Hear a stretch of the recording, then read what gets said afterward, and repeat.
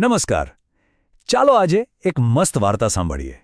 આ એવી વાર્તા છે જે આપણને બુદ્ધિ અને ચાલાકી, એ બે વચ્ચેનો ફરક શું છે એ શીખવશે. બહુ જ મજાની વાત છે. તો ચાલો સીધા વાર્તામાં જ જઈએ. તો આખી વાર્તાનો મુખ્ય સવાલ શું છે? એ જ કે ચતુરાઈ અને ચાલાકી, આ બેમાંથી કોણ જીતે? શું ખાલી ચાલાક હોવું પૂરતું છે કે પછી સાચી બુદ્ધિ જ છેલ્લે કામ લાગે છે? આનો જવાબ છે ને આપણને વાર્તાના પાત્રો પાસેથી જ મળશે. ચાલો જોઈએ.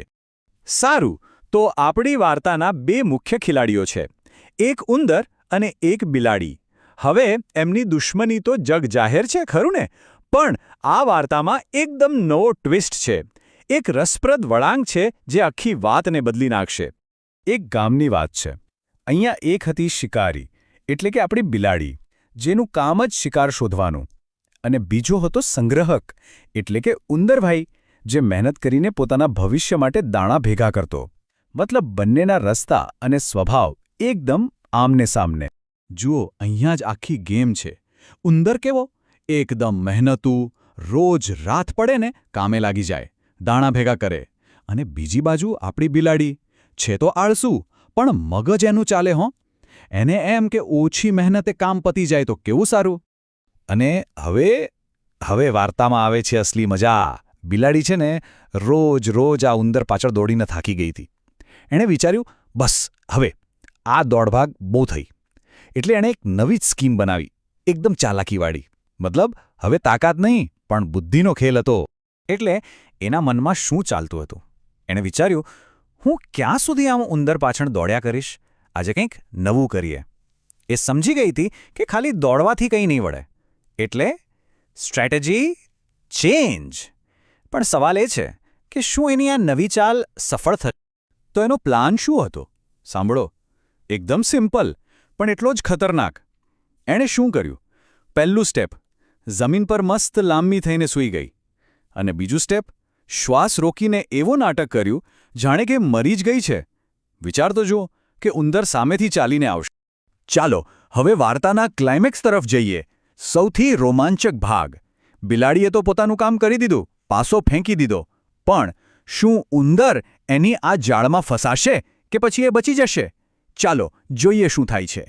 ઉંદર પોતાના દરમાંથી બહાર આવ્યો અને એણે જોયું, અરે આ શું? બિલાડી તો જરાય હલતી નથી. લાગે છે કે સાચે જ મરી ગઈ. એક પલ માટે તો એને થયું કે હાશ, હવે શાંતિ. રોજની માથાકૂટ ગઈ. પણ આશાની સાથે સાથે થોડો ડર પણ હતો. પણ અહીંયા જ આખી વાત પલટાઈ જાય છે. કેમ કે આપણો ઉંદર ખાલી ચપળ નહોતો, એ બુદ્ધિશાળી હતો. એણે આંખો બંધ કરીને વિશ્વાસ ન કરી લીધો. અને અહીંયા જ એની અસલી ચતુરાઈ જોવા મળે છે. એણે વિચાર્યું કે નજીક જઈને જોખમ લેવા જેવું નથી. એણે એક નાનકડો ટેસ્ટ કરવાનું નક્કી કર્યું. શું કર્યું ખબર છે? એણે એક નાનો અમથો પથ્થર લીધો અને સીધો બિલાડી તરફ ફેંક્યો. અને પછી જે થયું, જેવો પથ્થર બિલાડીને વાગ્યો ને, બધો ઢોંગ બાજુ પર રહી ગયો. એ તો ગુસ્સામાં એવી કૂદીને ઊભી થઈ, બસ એક જ સેકન્ડમાં એની આખી ચાલાકી પકડાઈ ગઈ. Plan flop. તો આ આખી ઘટના પરથી આપણે શું શીખ્યા? આ વાર્તાનો જે સાર છે ને એ બહુ જ અગત્યનો છે. ચાલો સમજીએ.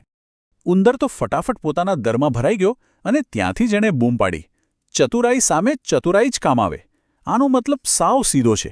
કોઈની ચાલાકીનો જવાબ આપવા માટે સાચી સમજ અને બુદ્ધિ જ જોઈએ. એટલે કે સાચી બુદ્ધિ હંમેશા ચાલાકી કરતાં એક કદમ આગળ હોય છે. તો છેલ્લે શું થયું? પરિણામ આપણી સામે છે. ઉંદર પોતાના બિલમાં એકદમ સેફ, અને બિલાડી એ તો શરમાઈને ત્યાંથી જતી રહી. આના પરથી એક વાત પાક્કી થઈ ગઈ કે તમે દરેકને મૂર્ખ નથી બનાવી શકતા. ખાસ કરીને એ લોકોને જેઓ સાવધાન રહે છે અને પોતાના મગજનો ઉપયોગ કરે છે. અને આ જ છે આખી વાર્તાનો નીતિબોધ. શું? બુદ્ધિ અને સાવધાની. જુઓ, ખાલી બુદ્ધિ હોય એ પૂરતું નથી, સાથે સાવચેતી રાખવી પણ એટલી જ જરૂરી છે. જ્યારે આ બંને વસ્તુ ભેગી થાય ને, ત્યારે ગમે તેવું મોટું જોખમ હોય એને પણ ટાળી શકાય છે. બરાબર? જેવું આપણા ઉંદરે કરી બતાવ્યું. સારું, તો જતા પહેલાં એક સવાલ મૂકીને જાઉં છું. આ જૂની વાર્તામાંથી જે શીખ મળી એ આજના જમાનામાં ક્યાં કામ આવી શકે? વિચારો. શું આપણી આસપાસ પણ આવી પરિસ્થિતિઓ નથી બનતી જ્યાં કોઈની ચાલાકીનો સામનો આપણે ચતુરાઈથી કરવો પડે છે? આના પર વિચારવા જેવું ખરું. જરૂરથી વિચારજો.